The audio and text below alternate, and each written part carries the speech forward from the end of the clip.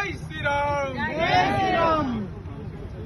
भारत माता की जय, भारत माता की जय। ఈ రోజు 111 డివిజన్ అధ్యక్షులు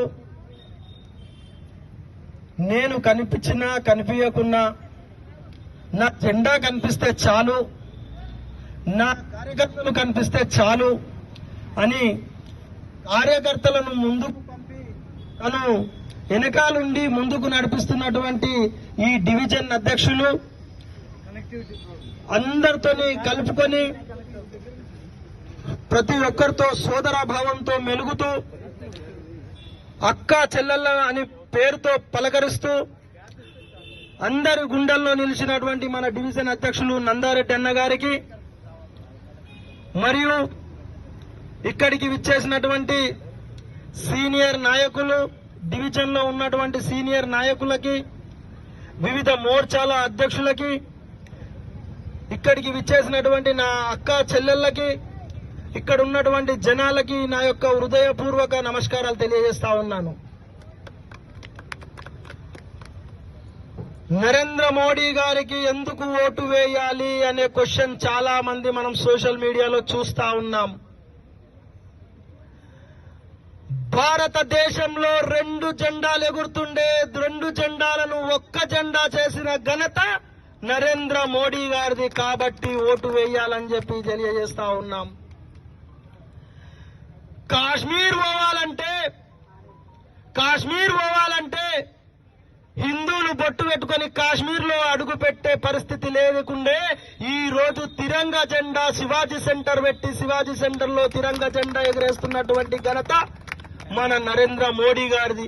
కాబట్టి ఓటు వేయాలని చెప్తా ఉన్నాం. అదే విధంగా ముస్లిం మహిళలు ఇబ్బంది పడతా ఉన్న తరుణంలో ట్రిపుల్ తలాక్ తీసుకొచ్చి వాళ్ళందరికీ పెద్దన్నగా నిలిచినటువంటి నరేంద్ర మోడీ గారికి, వాళ్ళందరి జీవితాలను రక్షణ కల్పించినందుకు నరేంద్ర మోడీ గారికి ఓటు వేయాలని చెప్పి ఈ సందర్భంగా తెలియజేస్తా ఉన్నాం. అదేవిధంగా దేశం కోసం 18 గంటలు అహర్నిశలు 18 గంటలు 24 గంటల్లో 18 గంటలు పనిచేసే వ్యక్తి ప్రపంచంలో ఎవరైనా ఉన్నారు అంటే భారతదేశ ప్రధానమంత్రి నరేంద్ర మోడీ గారు. కాబట్టి ఆయనకు ఓటు వేయాలని అడుగుతా ఉన్నాం.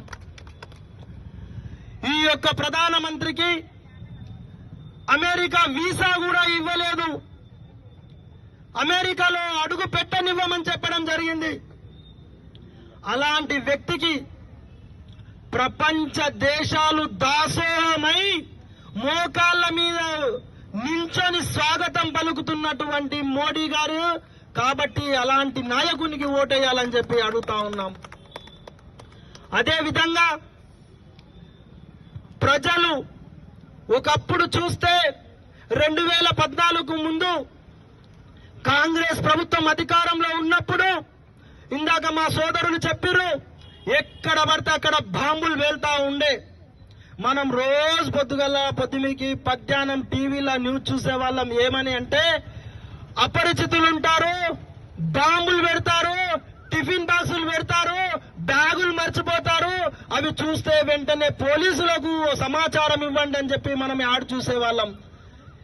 10 సంవత్సరాల కింద నరేంద్ర మోడీ ఏ రోజైతే అధికారంలోకి వచ్చిండో ఆ రోజు నుంచి ఈ రోజు వరకు ఒక్క రోజు కూడా అలాంటి అడ్వర్టైజ్మెంట్ విన్నారా అని నేను మిమ్మల్ని అందరినీ అడుగుతా ఉన్నాం. గంత భయంతోని గంత రక్షణ కల్పిస్తున్నటువంటి వ్యక్తి మన దేశానికి నరేంద్ర మోడీ.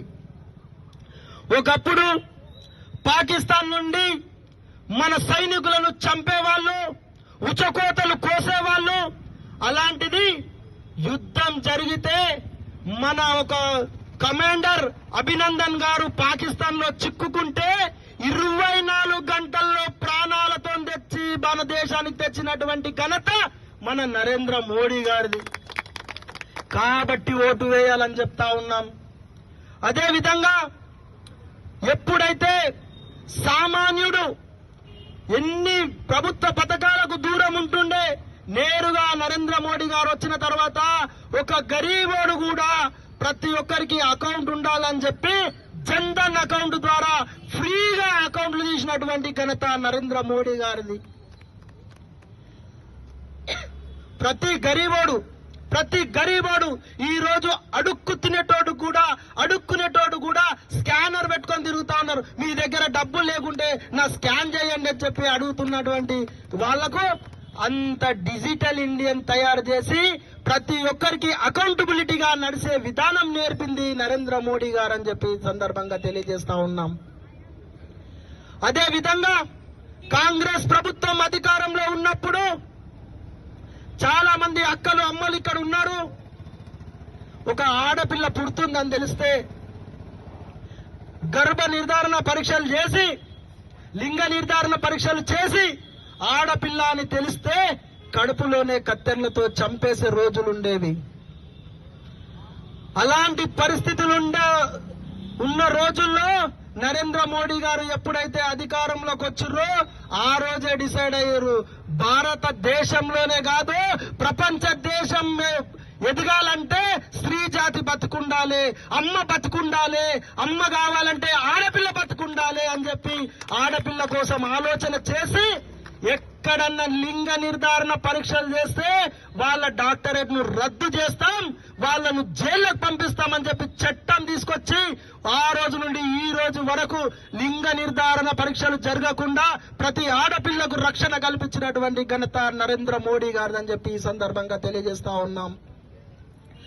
అదే విధంగా బేటీకు బచావ్ బేటీకు పడావ్, బేటీకు ఎందుకు బచావ్ అంటే ప్రతి ఒక్కరికి జననం జరగాలంటే ఆడపిల్ల పుట్టాలి, ఆడపిల్ల పుడితేనే సంతతి పెరుగుతుంది.